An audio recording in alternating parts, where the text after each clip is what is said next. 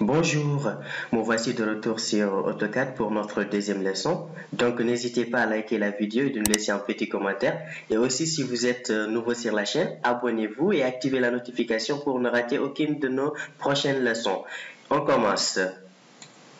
Donc aujourd'hui on va voir un peu sur les groupes de fonctions dessin et groupes de fonctions modification.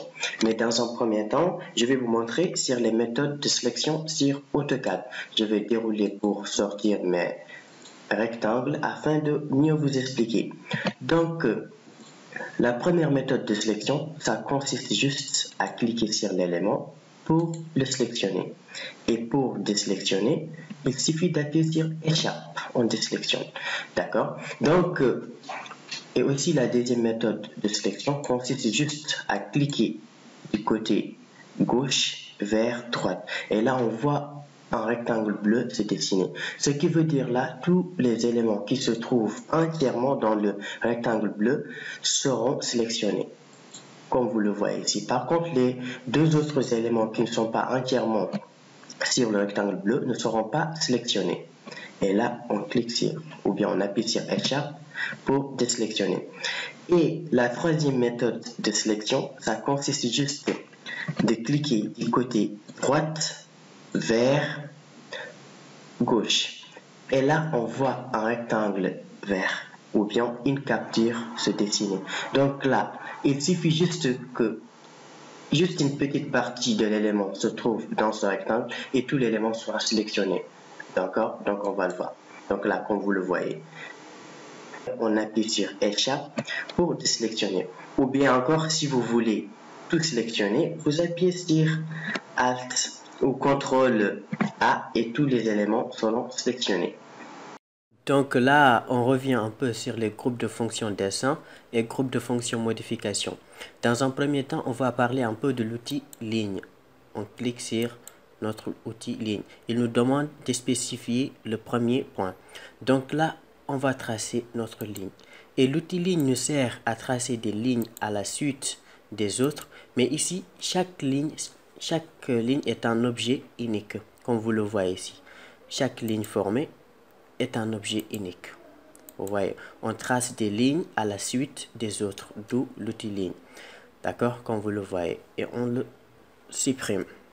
Et ensuite, on passe au l'outil polyligne. Donc là, l'outil polyligne sert à tracer des lignes à la suite des autres. Là, toutes les lignes tracées forment un seul et unique objet. Donc, on va le tracer. Il nous demande de spécifier un point de départ. On va spécifier notre point à partir d'ici. Si vous voulez, vous rentrez des dimensions. Si vous voulez, vous cliquez quelque part. Regardez. Là, par là. Et ici. Donc là, on a tracé par notre outil polyligne. Regardez ici, tous les objets tracés avec l'outil polyligne, ça forme un seul et unique objet. Regardez, quand je clique, vous voyez, ça sélectionne. Donc là, c'est comme ça que ça se passe avec l'outil polyligne. Là, on va essayer de tracer un rectangle avec notre outil polyligne. Donc, on sélectionne polyligne. Et il nous demande encore de spécifier le point de départ. Donc là, on va se positionner de ce côté et on va tracer un rectangle. Si vous voulez, vous rentrez des dimensions. Si vous voulez, vous cliquez.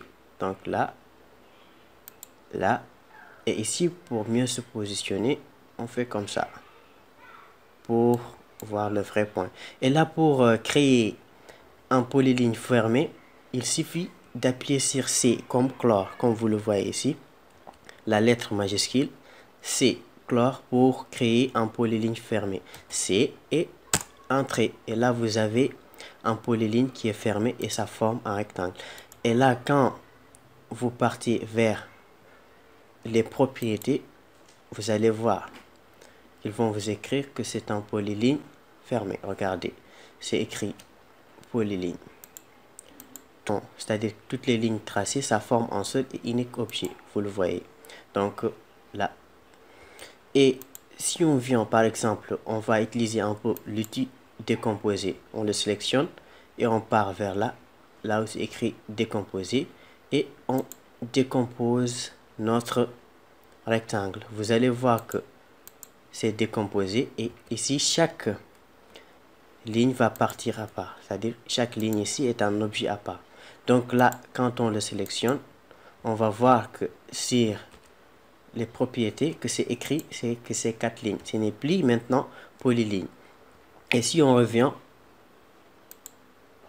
on utilise cet outil qu'on appelle joindre et on fait joindre notre rectangle, vous le voyez, et maintenant ça forme un seul et unique élément. Et si on revient vers les propriétés, ça nous dit que c'est en polyligne.